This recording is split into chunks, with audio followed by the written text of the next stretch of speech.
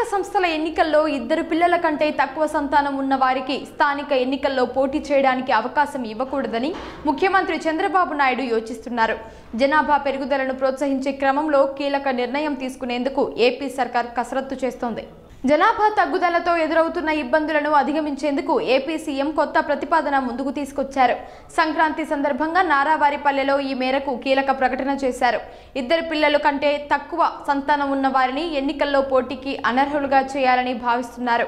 2026లో జరిగే స్థానిక సంస్థల ఎన్నికల్లో దీనిని అమలు చేసేందుకు ఉన్న అవకాశాలను పరిశీలిస్తున్నారు. ఇద్దరి కంటే ఎక్కువ మంది పిల్లలు ఉన్న వారికే పోటీకి అవకాశం కల్పించేందుకు కసరత్తు చేస్తున్నారు.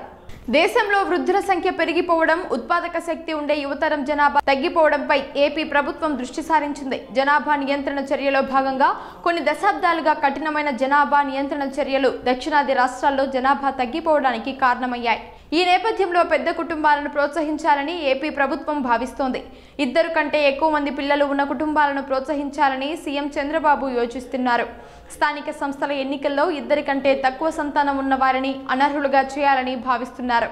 వాటాలో రాష్ట్ర ఆదాయం గణనీయంగా తగ్గిపోవడంపై కొన్నేళ్లుగా ఆందోళన వ్యక్తమవుతోంది. జనాభా నియంత్రణకు కృషి చేసేందుకు ప్రతిఫలంగా రాష్ట్ర విభజన తర్వాత జనాభా ప్రాతిపదికన భారీగా ఆదాయాన్ని కోల్పోయింది. దక్షిణాదిన అన్ని రాష్ట్రాల్లో ఇదే పరిస్థితి ఉంది.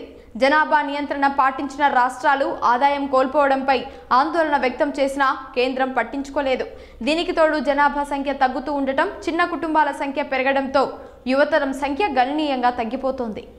ఒకప్పుడు ఎక్కువ మంది పిల్లలు ఉంటే పంచాయతీల్లో పోటీ చేయడానికి వీల్లేదని, లోకల్ బాడీస్లో తక్కువ మంది పిల్లలు ఉంటే ఎన్నికల్లో కంటెస్ట్ చేయడానికి వీలు ఉండేది కాదని చంద్రబాబు చెప్పారు. ఇకపై ఇద్దరు పిల్లలు కంటే ఎక్కువ మంది ఉంటేనే సర్పంచ్, మేయర్ పదవులు, మున్సిపల్ కౌన్సిలర్లు అవుతారని చెప్పారు. దీనిపై కసరత్తు చేస్తున్నామని కూడా చెప్పారు. సంక్రాంతి సందర్భంగా నారావారిపల్లెలో ముఖ్యమంత్రి నారా చంద్రబాబు ఈ ప్రతిపాదన తెరపైకి తెచ్చారు. జనాభా ప్రోత్సహించేందుకు బియ్యం పంపిణీలో కూడా మార్పులు చేయాలని భావిస్తున్నామని చంద్రబాబు చెప్పారు.